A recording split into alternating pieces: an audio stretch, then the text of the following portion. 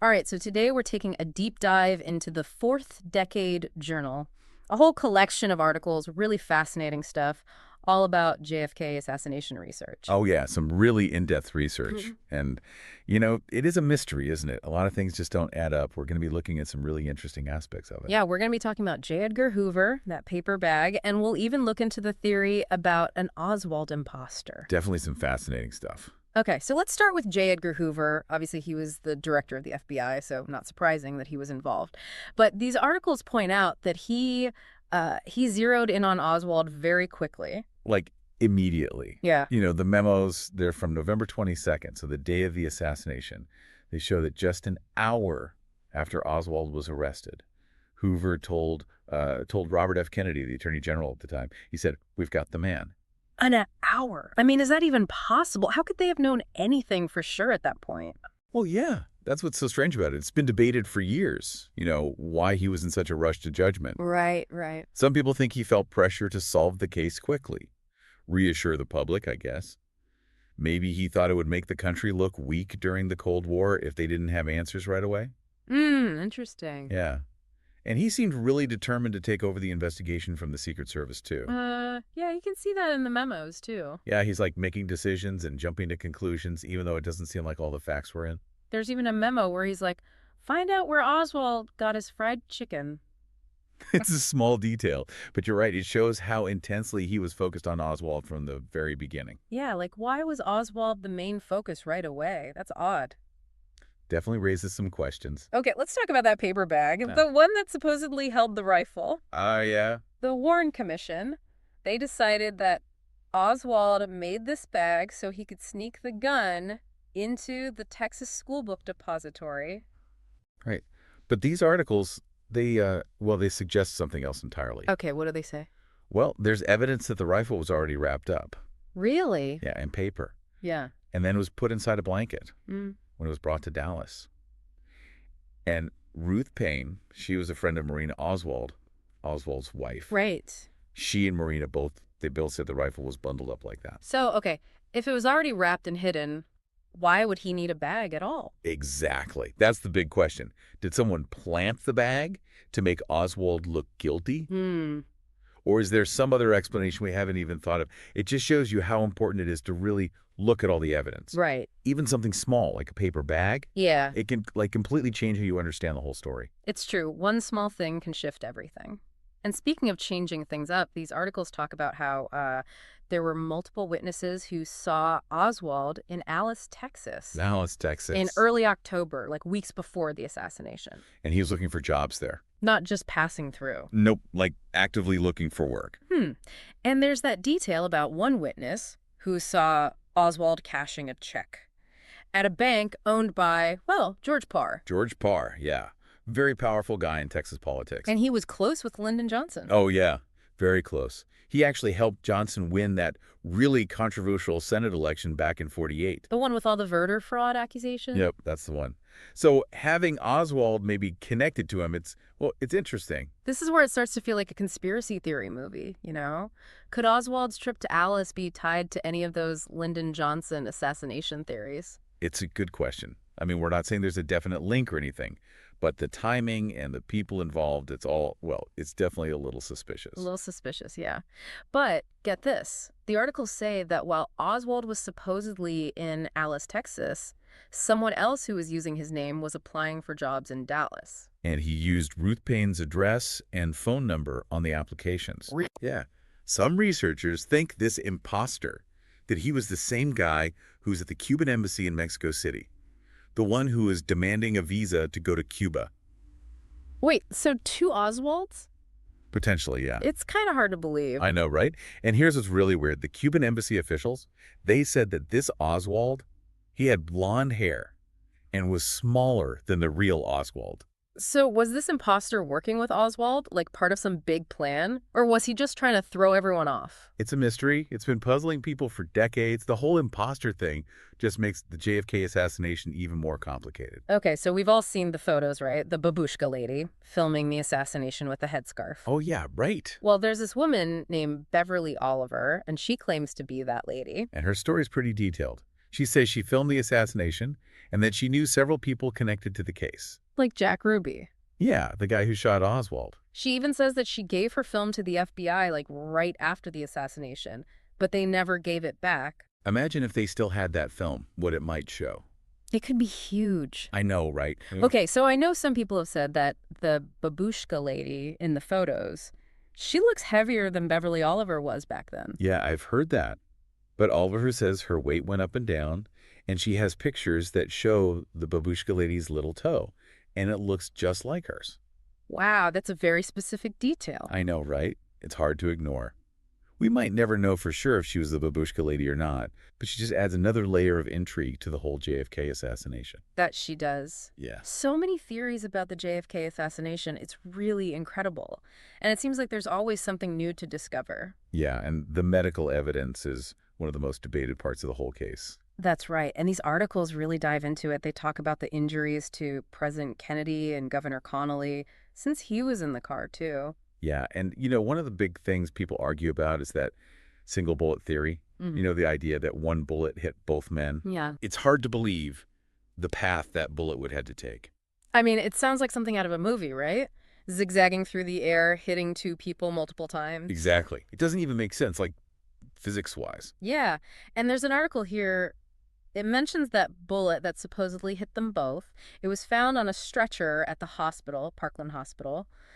And, well, it was pristine. Pristine. So, it didn't even look like it had been fired. Pretty much, yeah. I mean, if it went through all that, wouldn't it be more damaged? You'd think so, yeah. So that definitely raises questions about that whole single bullet theory. Right. Some medical experts, they think that, the way the wounds looked, where they were, it suggests there might have been more than one shooter. More than one shooter? I mean, that's a pretty scary thought. Yeah, it is, but it's something we have to consider. I mean, we have to be open to all the evidence.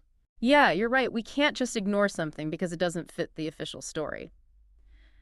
So we've talked about a lot today. Hoover, that paper bag mystery, a potential Oswald imposter, and even the babushka lady. It's a lot to take in. It is, but that's the JFK assassination, right? Yeah. It's just so complex, and there's so much controversy around it, so many layers to it all, and everyone has a different opinion about what happened. Right, and we're just looking at a few articles here, but there's so much more out there. So many books, documentaries, websites, all dedicated to this one event. I know, it's crazy. And they all offer different points of view, too. Some people totally believe the Warren Commission report, and then there are people who are convinced there was a massive cover-up. Yeah, you could go down this rabbit hole forever, probably. Oh, definitely a rabbit hole. Yeah. But I think it's so fascinating to people because it goes beyond just the assassination itself. It's about bigger things. Yeah, what do you mean? Well, it makes you question, what's really true? And it makes you think about how much power people in authority actually have. Yeah. And, it reminds us that even in a democracy, things might not be what they seem. That's a really good point. Yeah.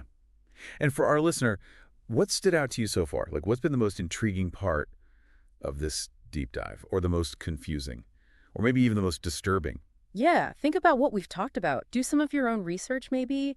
Look into things from different sides. Maybe even visit the 6th Floor Museum in Dallas. You never know. You might find something that changes how you understand this whole event. Yeah, good idea. Oh, speaking of uncovering things, the articles also mention those anti-communist groups that were around back then, like the Christian Defense League and people like Joseph Miltier, who, he seemed to know something was going to happen. Yeah, Miltier.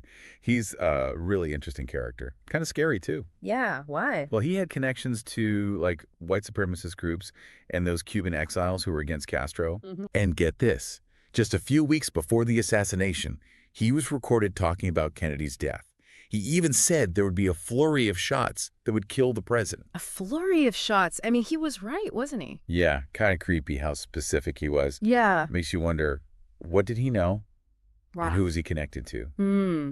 The FBI did investigate him, but, they never officially said he was involved in any conspiracy. Another loose end, I guess. Right.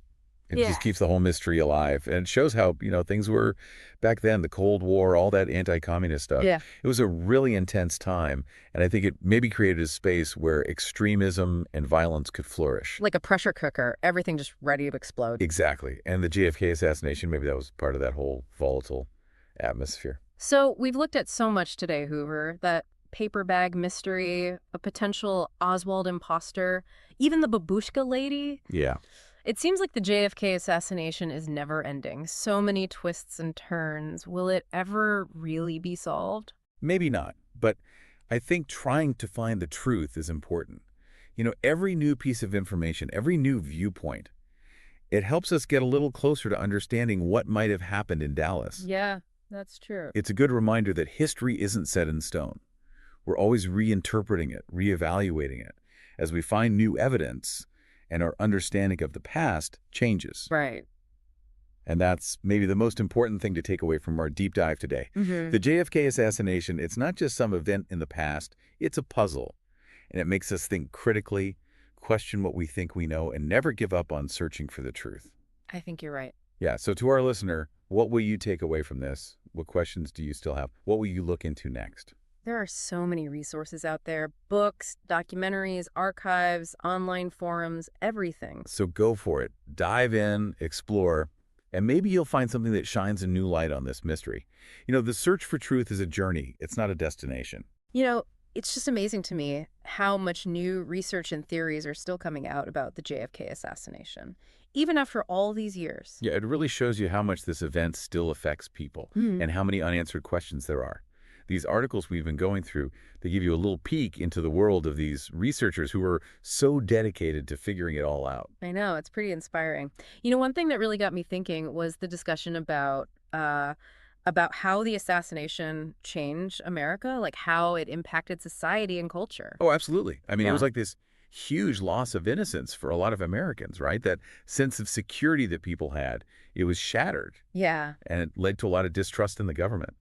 People started to think that, maybe powerful people were working behind the scenes, manipulating things. Yeah, I can see that. It makes sense. And the articles even talk about how the assassination influenced art and entertainment, like all those books, movies, songs that explore the conspiracies and everything. It's true. The JFK assassination became this, like, cultural symbol, right? Yeah. Tragedy and mystery. And it still inspires artists today, which is kind of interesting. Yeah, it is. And for a lot of people, it's not just history, it's personal. They remember where they were when they heard the news, how it made them feel. Right. It's like a shared memory for a whole generation. And it reminds us that history isn't just something we read about in books. It actually shapes who we are, how we see the world. This whole deep dive has been really eye-opening. We've looked at the official story, we've looked at some pretty wild theories, and it's just clear that there's still so much to discover. Absolutely. And I think the most important thing is to never stop asking questions. Stay curious and be open to different ideas. That's how we learn. Totally agree. So, to our listener, what did you get out of this deep dive? What are you still thinking about? Yeah. What questions are you still wrestling with? Remember, this is just the beginning. There's a ton of stuff out there to explore. Books, documentaries, archives, online forums. Go out there, dive in, explore some more. Maybe you'll find something that sheds new light on this whole thing. The search for the truth is a journey, not a destination after all. Well said. And that brings us to the end of our deep dive. Thanks for joining us. Yeah, thanks for listening. We'll see you next time.